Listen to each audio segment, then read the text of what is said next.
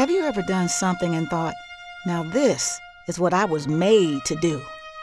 Well, that's what running and jumping felt like to me. I was like a fish in water, or maybe more like a bird in the sky. My name is Alice Coachman. I was born in Albany, Georgia in 1923. I had 9 brothers and sisters, and times were tough growing up in the Great Depression. We all lived in a tiny house, and even us kids had to work picking fruit and cotton to make ends meet. My older sisters liked to sit on the porch and tend to the babies, but me, I liked to take off my shoes and run foot races with the boys. And let me tell you, I kept up with them just fine. Daddy would scold me for splashing mud all over my dress. But I was so fast. The boys at school would challenge me to races and jumping contests, and I won more often than not. My teacher saw how gifted I was and told me I ought to join the middle school track team the next year. I told my parents, but Daddy wouldn't hear of it. Finally, my Aunt Carrie persuaded him it'd be better for me to get my energy out on the team than drive him crazy running around the house all day. So I joined the team and won just about every event I entered. In 1936, the Olympic Games were held in Berlin, Germany.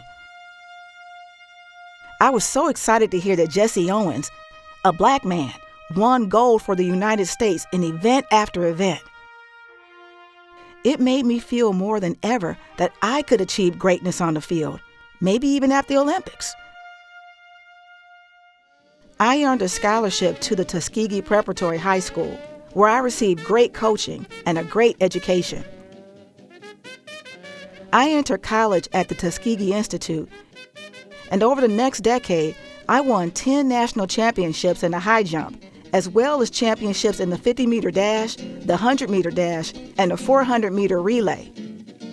I just knew that I was Olympics bound. But then, World War II broke out. The 1940 Tokyo Olympics were canceled, much to my disappointment. But I kept training.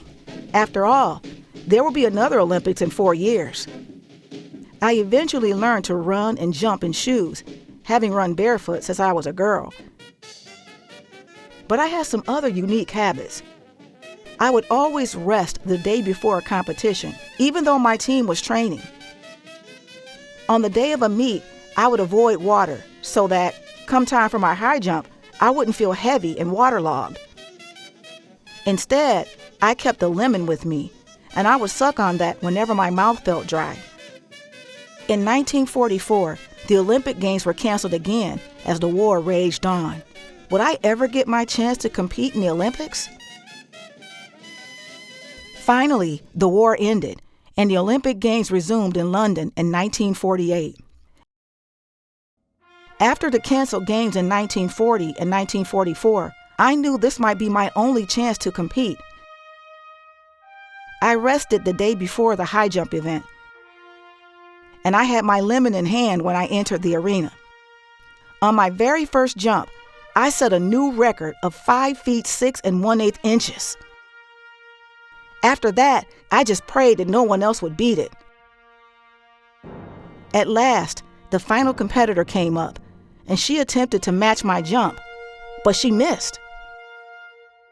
She tried again, and on her second attempt, she cleared it. Oh no! I was asking my coach what happens when there's a tie, when I heard my name announced over the loudspeaker. Alice Coachman of the United States wins gold. Because I had cleared the jump on my first try, the gold medal went to me. I became the first black woman from any country to win an Olympic gold medal. It was a dream come true. Back in the United States, I was invited to the White House to meet President Harry Truman and former First Lady Eleanor Roosevelt. Back in Georgia, crowds of people waved to me and cheered all along the road as I made my way to Albany. There was an official celebration in front of the whole town where the mayor congratulated me on my victory, but he would not shake my hand.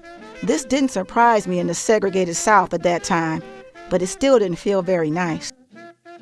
But with the civil rights movement, legal segregation ended, and eventually the city acknowledged my contributions by naming an elementary school in my honor, one that children of all races can attend. The joy I felt winning the gold medal was only surpassed by the joy when my son and daughter were born in the years that followed. And I always told them what I knew in my heart and had proved to the world. No matter where you start from, with patience and determination, you can reach great heights.